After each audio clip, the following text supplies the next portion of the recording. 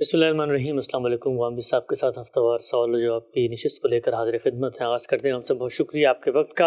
हम सब आपके इल्म में होगा कि आपका बहुत बड़ा इल्म का जो ज़रिया है लोगों से तारुफ़ का वजह बनी वो वीडियोज़ हैं। हम ये देखते हैं कि बिलुमूम अहले इल्म उलमा हो या आम लोग वामदी साहब के मुख्तलिफ़ क्लिप्स को देखते हैं और उससे रहनुमाई हासिल करते हैं। ये बहस भी हमारे हमेशा होती है कि बसा औक़ात बहुत अहम मौज़ूआत होते हैं लेकिन उन पे बड़ी मुख्तसर बात की जाती है। इसकी क्या वजह है?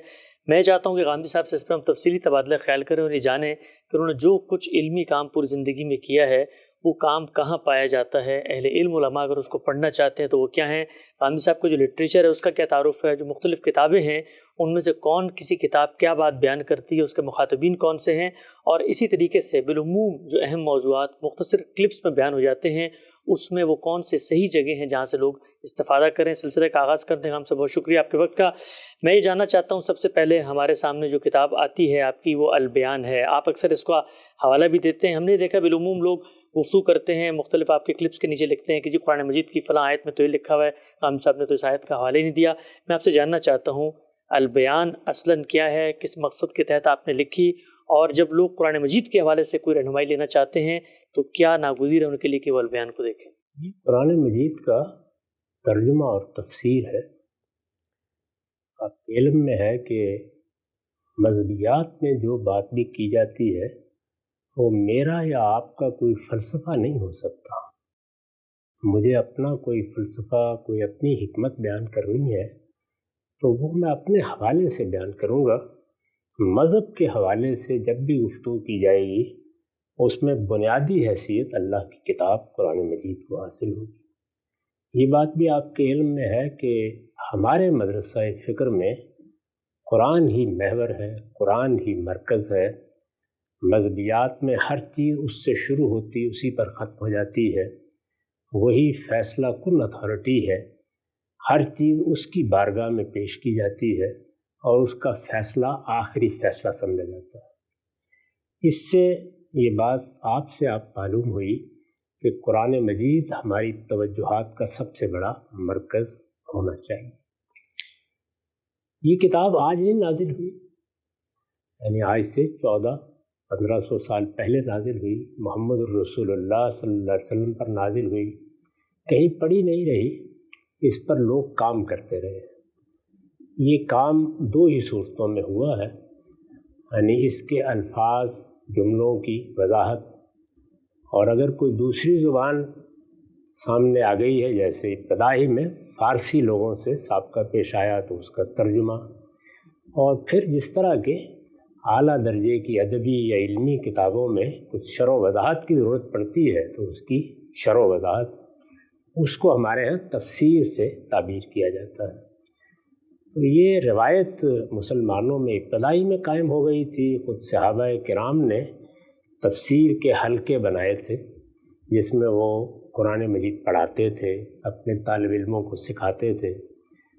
तफसीर और तर्जुमे का या तफसीर और मुद्दा की वजाहत का वहाँ से आगाज़ हो गया। आपने सुना होगा कि हज़रत अब्दुल्ला बिन अब्बास, हज़रत अब्दुल्ला बिन उमर, इसी तरह दूसरे जलील कदर सहाबा वो अपने अपने हलके बनाकर लोगों को तालीम देते थे। पहले दौर में कोई बाकायदा तफसीर तो नहीं लिखी गई, लेकिन कुरान की तालीम का सिलसिला इस तरीके से शुरू हो गया। लोग किसी आयत के बारे में कोई सवाल करते थे तो उसका जवाब मिल जाता था उन्हें। फिर वो दौर आया कि जिसमें ये अक़वाल लोगों ने जमा करने शुरू किए। चनाचे ये तबरी जो हमारे यहाँ तफसीर की एक बड़ी किताब समझी जाती है वो उन्हीं अक़वाल का मजमुआ है, अगरचे उसमें इमाम खुद अपनी राय और अपनी तरजीह भी बयान कर देते हैं।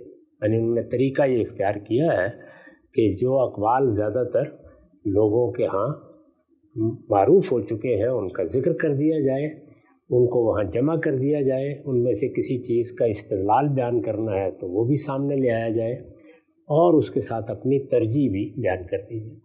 ये रवायत उसके बाद सदियों से कायम है। हज़ारों की तादाद में तफसीरें लिखी गई हैं जिनमें बाज़ चीज़ों को महात की हैसियत हासिल है, जैसे मैंने ये तफसीर तबरी का ज़िक्र किया, फिर ज़मख़शरी की कशाफ़ है, फिर इसी तरह इमाम राज़ी की, फिर तबरी का ख़ुलासा किया है एक लिहाज से। امام ابن کثیر نے، تو یہ وہ بڑی بڑی تفاسیر ہے۔ یہی روایت ہمارے بر صغیر میں امام حمید الدین فرائی کی صورت میں ایک بالکل نئی شکل اختیار کرتی ہے، یعنی قرآن مجید کو کیسے سمجھنا ہے، اس کے اندر کیسے اترنا ہے، اس کی زبان کو کس طرح اپریشیٹ کرنا ہے، اس کے ادب کو کہاں رکھ کے دیکھنا ہے، اس میں وہ ایک نئی دنیا بنانے کی پدا کرتے ہیں۔ اور انہی کے تلمیذ رشید تھے امام امین حسن اصلاحی، وہ میرے استاد بھی ہیں، انہوں نے تدبر قرآن لکھی ہے، بڑی تفصیلی تفسیر ہے۔ یہ آپ جانتے ہیں کہ اس میں خاص چیز جس کو نمایاں کیا گیا ہے وہ قرآن کا نظم ہے، اور بھی بہت سی چیزیں ہیں یعنی آیتوں کی تعویل میں، تفسیر میں، اور خود قرآن مجید کی تفسیر کرنے کے اسلوب میں گویا ایک طرح سے غیر معمولی مجتہدانہ بصیرت کا ظہور ہوا ہے، اور ایک نیا مدرسہ فکر وجود میں آیا ہے۔ میں چونکہ انہی کا شاگرد ہوں تو میرے سامنے یہ سوال تھا کہ کیا قرآن مجید کے نظم کو ہم ترجمے میں بھی واضح کر سکتے ہیں؟ یعنی تفسیر میں تو تدبر قرآن میں بہت خوبی کے ساتھ بیان کر دیا گیا ہے۔ میں نے اس کا تجربہ کرنا شروع کیا اور آہستہ آہستہ مجھ پر یہ واضح ہو گیا کہ یہ ممکن ہے۔ چنانچہ پہلے مرحلے میں یہی خیال تھا کہ قرآن مجید کا ایک ایسا ترجمہ کر دیا جائے جس کو پڑھنے کے بعد جو عام طور پر لوگ کہتے ہیں کہ ہمیں کوئی ربط و نظام نہیں محسوس ہوتا، وہ چیز ختم ہو جائے۔ وہ ربط و نظام کیوں محسوس نہیں ہوتا؟ اس لیے کہ ایک لفظی سا ترجمہ کر دیا جاتا ہے۔ با محاورہ ترجمے کا مطلب بھی یہ لیا جاتا ہے کہ ہم نے لفظوں کو بیان کر دیا، جبکہ کسی کتاب کے مدعا کو سامنے رکھ کر جب آپ اس کو بیان کرتے ہیں اور اپنے زمانے کے اسلوب میں لے آتے ہیں، یعنی صرف یہی نہیں کہ اپنے زمانے کی زبان بلکہ اسلوب بھی قرآن مجید کا ایک بڑا منفرد اسلوب ہے اور بڑا غیر معمولی ہے، اس کو جب آپ لے آتے ہیں تو نظم آپ سے آپ واضح ہو جاتا ہے۔ اسی وجہ سے مجھے یہ خیال تھا کہ ایسا کرنا چاہیے، چنانچہ میں نے ترجمہ کرنا شروع کیا۔ پھر ترجمے کی ابتدا کی تو اسی زمانے میں میرا بہت زیادہ رجحان ہو گیا اپنی کتاب میزان کی تکمیل کی طرف۔ وہ ایک بڑا ہی جاگسل کام تھا، میں پورے کے پورے دین کو ایک طرح سے پورے کے پورے دینی فکر کو، دین تو اللہ کا دین ہے اور حتمی طور پر آ چکا، اس میں نہ کوئی کمی ہو سکتی ہے نہ اضافہ، دینی فکر کو ریکنسٹرکٹ کرنا چاہتا تھا، کیونکہ اس کے بہت سے پہلو مجھ پر واضح ہو چکے تھے، اور میرا خیال تھا کہ ایک ایسی کتاب لکھنی چاہیے جو پورے دین کو بیان کر دے۔ میرا زیادہ رجحان اس طرف ہو گیا، تو کبھی کبھی میں ترجمہ کر دیتا تھا، لیکن یہ کہ بہت یکسوئی سے میں نے وہ کام اس دوران میں نہیں کیا۔ 2007 میں پھر میزان پائے تکمیل کو پہنچ گئی تو میں نے پوری یکسوئی کے ساتھ پھر البیان پر کام شروع کیا۔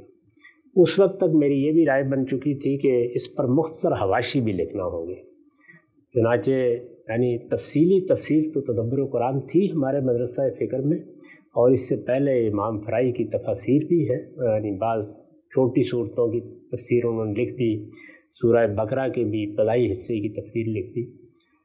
میرے پیش نظر یہ تھا کہ اس پر مختصر حواشی بھی لکھے جائیں، یعنی مختصر حواشی میں جو چیز سامنے تھی وہ یہ تھی کہ تدبر قرآن کا پورا فکر آ جائے، جن چیزوں میں میرا نقطہ نظر مختلف ہے وہ چیزیں بھی بیان کرنے کا موقع مل جائے، اور دوسرے یہ کہ ایک ایسی تفسیر ہو جو تفسیر کے طور پر قاری کو اپنے اندر مشغول نہ کرے، بلکہ اس کی ساری توجہات کا مرکز قرآن کا متن، اس کا ترجمہ رہے، حواشی اور مختصر حواشی اس کے مددگار ہوں، یہ چیز پیش نظر تھی۔ تو اس کو رکھ کے پھر میں نے حواشی لکھنا شروع کیے، یہاں تک کہ 5 مجلدات میں 5 جلدوں میں یہ پائے تکمیل کو پہنچ گئی، اور اب اس کا ترجمہ بھی الگ شائع ہوتا ہے اور تفسیر بھی شائع ہوتی ہے۔ یہ مختصر تعارف۔ ٹھیک ہے، اچھا ہم سے بڑی آپ نے اس میں بتایا تفصیل سے۔ یہ بتائیے گا کہ یہ جو آپ نے تفسیر لکھی البیان، اس کا مخاطب کون ہے؟ یعنی یہ آپ نے عام لوگوں کے لیے لکھی، اس طرح آپ فرماتے ہیں کہ ہر آدمی کو قرآن مجید کا ترجمہ پڑھنا چاہیے ہے، تو ترجمہ پڑھنے کے لیے ترجمے میں معاون مددگار اگر کوئی حواشی ہیں، اس کی وجہ یہ ہے کہ بالعموم لوگ یہ کہتے ہیں کہ جی جب ہم البیان پڑھتے ہیں تو اس کے نیچے بعض علمی مباحث بھی زیر بحث آتے ہیں، مثلا آپ اکثر یہ لکھتے ہیں کہ اصل میں یہ لفظ ہے، عربیت کی روح سے اس کا یہ مطلب ہے، یہاں پہ مبتدا حذف ہے، یہاں پہ خبر حذف ہے، یہ فعل یہاں پر فیصلہ فعل کے معنی میں ہے۔ تو اس کی آڈینس کون ہے؟ کون سا شخص ہے جو اپنے اندر کوئی دینی خاص رجحان محسوس کرے گا اس کے بعد البیان پڑھے گا، یا اس کو پڑھنے کی آپ تمام مسلمانوں کو دعوت دیتے ہیں؟ میرے نزدیک عام طور پر تمام علوم و فنون میں انسانوں کی 3 جماعتیں ہوتی ہیں۔ عام لوگ جو پڑھنے لکھنے کی طرف آسانی سے متوجہ نہیں ہوتے، ان کا کوئی بہت علمی رجحان بھی نہیں ہوتا، وہ چاہتے ہیں کہ کوئی چیز آپ کو بس مل جائے جس سے ضروریات پوری ہو جائے، اس علم و فن سے متعلق اگر کوئی ضروری چیزیں ہیں تو وہ اس کو جان لیں۔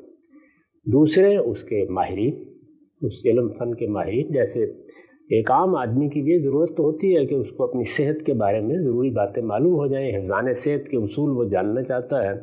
یہ بھی اس کی خواہش ہوتی ہے کہ کہیں کوئی زکام ہو گیا ہے، کوئی نزلہ ہو گیا ہے تو کوئی چھوٹی موٹی دوا مجھے معلوم ہو، میں اس کو لے لوں۔ لیکن اس کے ساتھ بڑے بڑے طبیب اور ماہرین بھی ہوتے ہیں۔ تیسرے وہ لوگ ہوتے ہیں کہ جو طالب علم کی سطح پر کسی چیز کو سمجھنا چاہتے ہیں، یعنی علماء تو خود ماہرین ہیں، وہ اپنے طور پر کوئی رائے قائم کر لیں گے۔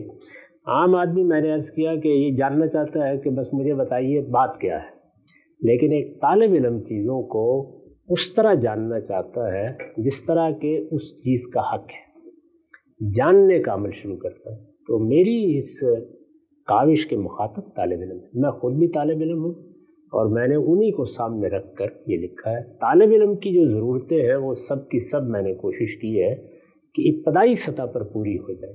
اس کے بعد جب وہ عالم بن جاتا ہے تو پھر وہ کسی چیز کا محتاج نہیں ہوتا، وہ اپنے طور پر رائے قائم کر سکتا ہے۔ اچھا صاحب، ہم دنیا میں دیکھتے ہیں کسی بھی کتاب کا جب ہم مطالعہ کرتے ہیں تو مطالعہ کرنے سے پہلے یہ ایک ناگزیر ضرورت ہوتی ہے کہ جس کتاب کے بارے میں ہم پڑھ رہے ہیں اس کتاب کا کوئی تعارف بھی ہونا چاہیے، اس کتاب میں جس طریقے سے مشمولات بیان ہوئے ہیں، کنٹینٹ بیان ہوا ہے، اس کا اسٹرکچر بھی ہم پہ واضح ہونا چاہیے۔ البیان کو جب ہم کھولتے ہیں تو اس کے ابتدا میں بھی آپ نے ایک مقدمہ لکھا ہے، ایک تعارف لکھا ہے، اور اس کے خاتمے پر بھی آپ نے خود اس تصنیف کے بارے میں اپنی کچھ آراء کا اظہار کیا ہے۔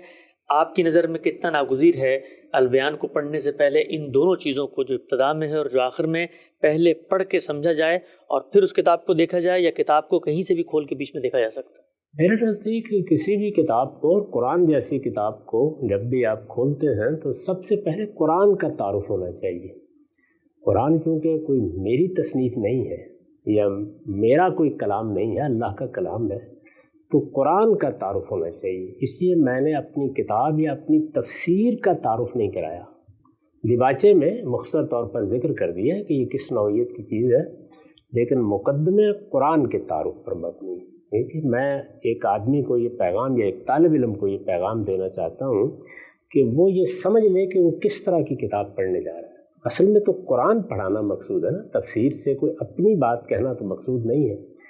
تو جب قرآن پڑھانا مقصود ہے تو قرآن ہی کا تعارف ہونا چاہیے۔ اسی لیے میں نے مقدمے میں کتاب کا تعارف نہیں کرایا کہ یہ میری کتاب کس طرح کی ہے، یہ تعارف میں نے خاتمے میں جا کر، اور یہ قرآن مجید کو جو حیثیت حاصل ہونی چاہیے جب بھی کبھی اس کا ترجمہ و تفسیر ہو، اس کا لحاظ کیا گیا ہے۔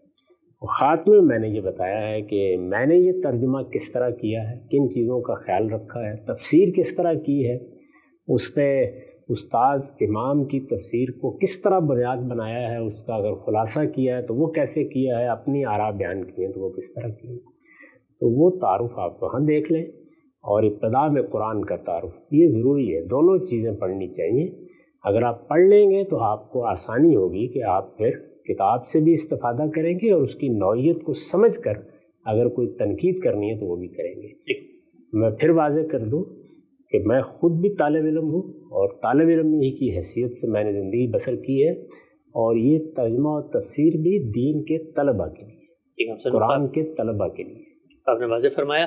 یہ بیان کیجئے گا، جب اس کو ایک عام آدمی کھولتا ہے تو اس میں 2-3 چیزیں بظاہر اس کو بڑی ایک طرح سے نئی محسوس ہوتی ہیں، اس کے بارے میں وہ سمجھنا بھی چاہتا ہے۔ میں چاہتا ہوں اس پہ بھی آپ کی رائے سامنے آ جائے۔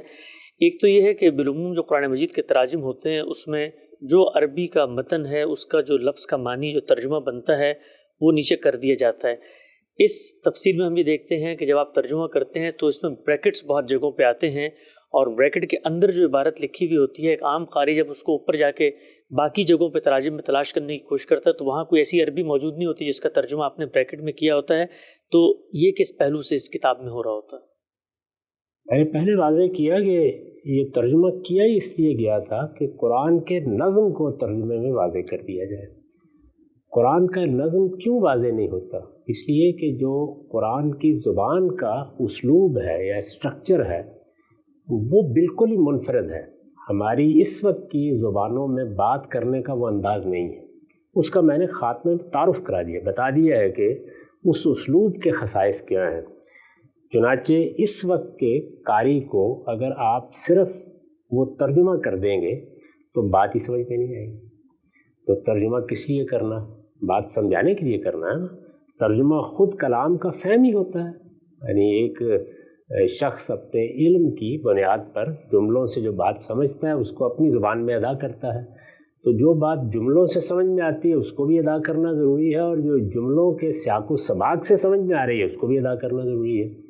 تو میں نے اس میں یہ اہتمام کیا ہے کہ وہ چیزیں جو زبان کے قواعد کا ناظمی تقاضا ہے ان میں تو قوسین بھی نہیں لگائے، میں نے ان کو کھول دیا، اور یہی میرے نزدیک ترجمہ کرنے کا صحیح طریقہ ہے۔ ترجمہ لفظوں کے نیچے لفظ رکھنے کا نام نہیں ہے، ایک زبان میں جو کچھ کہا گیا اس کو ٹھیک ٹھیک سمجھ کے دوسری زبان کے سانچے میں ڈھالنے کا نام۔ اگر آپ کسی بھی کتاب کا اس طرح ترجمہ کریں جس طرح عام طور پر لوگ قرآن کا ترجمہ کر دیتے ہیں تو سب کے بارے میں یہی شکایت پیدا ہو جائے گی کہ یہ کیا بات ہے جو سمجھ میں نہیں آ رہی۔ تو اگر سمجھانا ہے تو پھر ضروری ہوگا کہ اس طرح ترجمہ کیا جائے کہ جس میں اس وقت کا زبان کا اسٹرکچر اس پورے مدعا کو ادا کرے۔ پہلے تو یہ چیز ہے، چنانچہ بعض جگہوں پر جب لوگ تقابل کر کے دیکھیں گے تو ان کو اندازہ ہوگا کہ جو قرآن میں مقدرات ہوتے ہیں، یعنی جو نحوی مقدرات ہیں، جو جملے کے تقاضے ہیں، ان کو قوسین کے بغیر کھول دیا ہے، ان کو لکھ بھی دیا ہے۔ لیکن جو نظم کا ربط ہے ظاہر ہے کہ وہ تو فہم ہے، آپ نے ایک سیاق سباق کو سامنے رکھ کر سمجھا ہے، اس کو قوسین میں بیان کر دیا گیا ہے، تو یہ رہنمائی دی گئی ہے۔ میرے خیال میں قرآن جیسی کتاب کا ترجمہ کرنے کا یہی طریقہ ہے۔ اچھا آپ سے میں صرف سمجھنے کے لیے پوچھنا چاہتا ہوں آپ سے، ہمارے ہاں بر صغیر کی جو تفسیری روایت ہے اس میں بھی با محاورہ ترجمے کی ایک پوری کی پوری ہمیں نظر آتی ہے، لٹریچر کی پوری تاریخ ہے۔ کوئی اس کی مثال ہے کہ مطلب یہ با محاورہ ترجمہ اور یہ نظم کی رعایت سے ترجمہ کرنا اور پھر اس کے بعد آپ قوسین کے اندر وہ جو نظم ہے اس کو دریافت کر کے لکھ دیں، ان دونوں میں کوئی جوہری فرق ہے؟ اور جو آپ نے کام کیا ہے کہ اس کی کوئی اور ہمارے پاس نظیر یا مثال ہے؟ مثلا مولانا ابو العلا مودودی صاحب کا ترجمہ ہے وہ بھی کہتے ہیں جی میں نے عربی مبین کو اردو مبین میں منتقل کر دیا، یعنی بات اسی طرح سے کھول کے بیان کر دی ہے۔ تو کوئی اور بھی اس طرح کی مثال ہے جس طرح سے آپ نے کام کیے؟ وہ بھی یہ کرتے ہیں، مولانا ابوالکلام آزاد کے ترجمے میں بھی جگہ جگہ آپ کو اسی طرح قوسین نظر آئیں گے جس میں وہ واضح کرتے ہیں، کیونکہ بعض اوقات جملے کے الفاظ اس چیز کو لفظوں میں بیان نہیں کر رہے ہوتے لیکن در و بست بیان کر رہا ہوتا ہے، لہجہ بیان کر رہا ہوتا ہے، تو اس کو وہ بھی کھولتے ہیں۔ اور ابوالکلام آزاد کے ترجمے میں آپ بہت سی اس کی مثالیں دیکھ سکتے ہیں۔ سب سے زیادہ ڈپٹی نذیر احمد کا ترجمہ ہے۔ اچھا، یعنی اس میں تو آپ کہہ سکتے ہیں کہ ترجمہ گویا تفسیری بن گیا ہے بڑے پیمانے پر، تو لوگ کرتے رہے اپنے اپنے طریقے سے۔ میں نے اس میں جو طریقہ اختیار کیا وہ یہ ہے کہ جو لفظی اطلاقات ہیں اس کو ہم مقدرات کہتے ہیں اصطلاح میں، وہ تو بغیر قوسین کے کھول دیے جائیں، ان کی ضرورت نہیں ہے کہ اس پہ قوسین لگائے جائیں، وہ اصل میں جملے کا لازمی مدعا ہے۔ اور وہ چیزیں جو نظم سے تعلق رکھتی ہیں ان کو اس طرح سے قوسین میں بیان کر دیا جائے۔ بس یہ دو چیزیں ملحوظ رکھ کر میں نے یہ سارا کام کر دیا ہے۔ پہلے بھی لوگ کرتے رہے، وہ اپنے اپنے طریقے سے کرتے رہے ہیں۔ نظم کی رعایت اس طرح سے تو ظاہر ہے کہ مدرسہ فراہی میں ہوئی ہے، اس وجہ سے اس کی آپ کو نظیر یہاں نہیں ملے گی۔ یہ بتائیے گا، اس کو جب ہم پڑھتے ہیں البیان کو تو یہاں میں جا بجا بڑے لمبے لمبے اقتباسات ہیں، بڑے بڑے پیراگراف ہیں جو تدبر قرآن سے ماخوذ نظر آتے ہیں، یعنی آپ خود مولانا امین حسن اصلاحی کی جو تفسیر ہے اسی کے مختلف حصوں کو اس میں نقل کر رہے ہوتے ہیں۔ اس کی کیا وجہ ہے؟ ایک عام قاری تو یہ سمجھتا ہے نا کہ آپ کی تفسیر ہے لیکن درمیان میں جا بجا تدبر قرآن بیچ میں آ رہی ہوتی ہے۔ اس لیے کہ یہ ایک مدرسہ فکر کے پس منظر میں لکھی گئی ہے، یعنی یوں نہیں ہے کہ پہلے کوئی کام نہیں تھا۔ میں نے عرض کیا، اسی لیے بہت تفصیل سے عرض کیا کہ امام فراہی نے قرآن کو اس طرح سمجھا جائے اس کی ابتدا کی، اس فکر کی بہت سی چیزیں ان کی تصنیفات کی صورت میں سامنے آئیں، اس سے ایک خاص اسلوب وجود میں آ گیا، اس کو سامنے رکھ کر تدبر قرآن لکھی گئی۔ وہ کوئی مجھ سے صدیوں پہلے نہیں لکھی گئی بلکہ خود میرے سامنے پائے تکمیل کو پہنچی ہے۔ میں نے خود استاد امام سے جب قرآن پڑھا ہے تو سورہ زخرف سے پڑھنا شروع کیا تھا، اور اس وقت سورہ زخرف ہی کی تفسیر وہ لکھ بھی رہے تھے، تو ایک لحاظ سے وہ ہمارے سامنے پائے تکمیل کو پہنچی ہے۔ اصولاً تو ایک تفسیر لکھ دی گئی ہے تو کوئی نئی تفسیر لکھنے کی ضرورت نہیں تھی، لیکن چونکہ بہت سے معاملات میں میرا زاویہ نظر مختلف تھا، اور یہ ضرورت بھی تھی کہ ایک ایسی تفسیر لکھی جائے کہ جس میں تفسیر درس قرآن کے طریقے پر نہ ہو بلکہ قاری کی پوری توجہ خود کلام پر مرکوز رہے۔ تو ان سب چیزوں کو سامنے رکھ کر جب میں نے یہ فیصلہ کیا تو اب یہ سوال تھا کہ جو کام ہو چکا ہے کیا اس کام کو میں یہ خیال کر لوں کہ وہ موجود ہی نہیں ہے؟ تو پھر میں نے یہ کیا کہ جہاں پر اس کو اقتباس کیا جا سکتا ہے اقتباس کر دیا، جہاں اس کا خلاصہ کیا جا سکتا ہے وہ کر دیا، اور ساری بات بیان کر دی مقدمے میں، اور جہاں میرا نقطہ نظر مختلف ہے وہاں میں نے اپنا نقطہ نظر بیان کر دیا۔ تو نقطہ واضح ہوا۔ البیان کے تعارف کے سلسلے میں ہم آپ سے استفادہ کر رہے ہیں، یہ بتائیے گا پھر آپ نے اپنی اس جو تفسیر ہے اس کو پڑھانے کا بھی آغاز کیا، اور گزشتہ کئی سالوں سے آپ اس کو پڑھا رہے ہیں، تدریس میں کیا اضافہ پیش نظر ہے؟ کیا چیز ہے جو ترجمے کے باوجود اور ترجمے کی شرح و وضاحت لکھنے کے باوجود تدریس کی بھی ضرورت کو باقی رکھتی ہے؟ تدریس میں اس سے آگے کا کیا کام کرتے ہیں؟ میں نے عرض کیا کہ عام آدمی کی ضرورتیں بالکل مختلف ہوتی ہیں، یہ طالب علموں کو سامنے رکھ کے لکھی گئی۔ جس طرح آپ نصاب کی کتاب لکھتے ہیں تو نصاب کی کتاب اس لیے ہوتی ہے کہ کسی علم اور فن کو باقاعدہ پڑھنے والے لوگ سامنے رکھ کر وہ چیز سمجھ لیں۔ جو چیز طالب علموں کے لیے لکھی جائے گی یہ ضرورت ہوگی کہ عام لوگوں کو اس کا درس دیا جائے، وہ پڑھائی جائے، سمجھائی جائے۔ تو عام لوگوں کی ضرورتوں کو سامنے رکھ کر میں اس کی تعلیم تدریس بھی کرتا رہتا ہوں، اور میرے خیال میں یہی صحیح طریقہ ہے کہ جو چیزیں طالب علموں کی ضرورت کے لیے لکھی جاتی ہیں وہ اصل میں ایسے ہی ہوتی ہیں جیسے کسی فن یا علم میں آپ نے نصاب کی کتاب لکھ دی ہے، جیسے وہ آپ کے یونیورسٹی اور کالجوں میں پڑھائی جاتی ہے، اسی طریقے سے قرآن چونکہ عام آدمی کی ضرورت ہے تو وہ لوگوں کو پڑھایا جاتا رہنا چاہیے۔ جناب صاحب نے فرمایا کہ 5 جلدوں پر مشتمل ہے۔ بہت سارے لوگ جنہوں نے بالکل ابتدا میں یہ تفسیر خریدی تھی تو ان کے پاس جو جلدیں ہیں اس وقت شاید تصور یہ تھا کہ شاید یہ 3 جلدوں میں ہوگی، اور قرآن مجید کا جو آخری حصہ ہے غالباً اس کو آپ نے پہلے اب تکمیل تک پہنچایا تھا، تو اب یہ 5 جلدوں میں ہے، اس کی کیا وضاحت ہے؟ یہ پہلے 3 میں تھی پھر 5 میں ہوئی، یا کیا اس میں تقسیم؟ 3 میں تو کبھی بھی نہیں تھی۔ میں نے سورہ قاف سے لے کے آخر تک کی تفسیر پہلے کی تھی، اس لیے کہ میں اس پہ تجربہ کرنا چاہتا تھا کہ چھوٹی صورتوں میں کیا فی الواقع نظم کو بیان کیا جا سکتا ہے۔